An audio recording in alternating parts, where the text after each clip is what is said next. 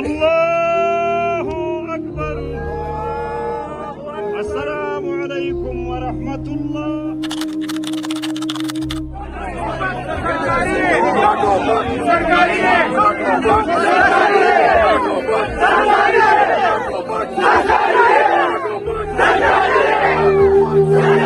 لسمه جولای هغه ورځ و چې پښتني خاورې خپل یو ریښتونی غږ له لاسه ورکړه. داسې یو سړی چې یو فکر، یو شعور او یو تحریک و.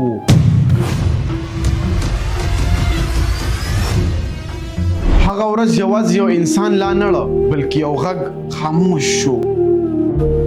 کله کله یو انسان یوازې یو وجود نه وي، یو سوال وي، یو رڼا وي، یو فکر وي.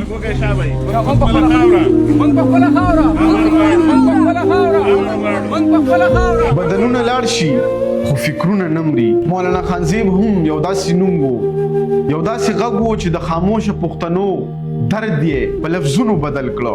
موږ دا اپیل کوو، هر لوري ته دا غږ کوو، د دې مسلمانانو، د دې پښتنو دا فریاد هر ځای ته رسوو چې په هر شکل باندې، په هر رنګ باندې، په هر جامه باندې دا پښتانه وژل کیږي په دې خاوره.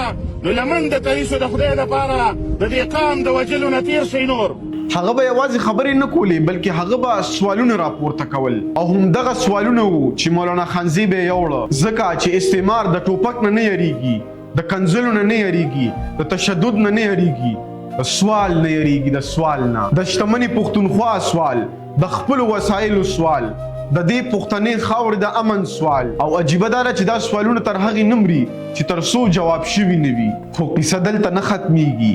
ځینې غږونه خاموش شي خو اثر یې نسلونه بدل کړي.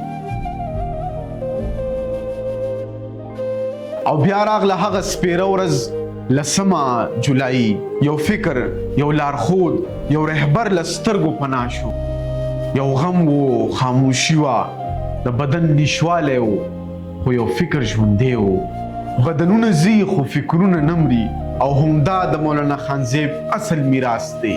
هغه نن هم ژوندی دی په هر هغه ځوان کې چې شعور غواړي، په هر هغه ذهن کې چې بدلون غواړي، په هر هغه زړه کې چې د خپلې خاورې درد لري. نن ورځ مونږ یوازې یو انسان نه یادو بلکې مونږ یو فکر ژوندی ساتو، مونږ یو تحریک ژوندی ساتو، مونږ یو شعور ژوندی ساتو.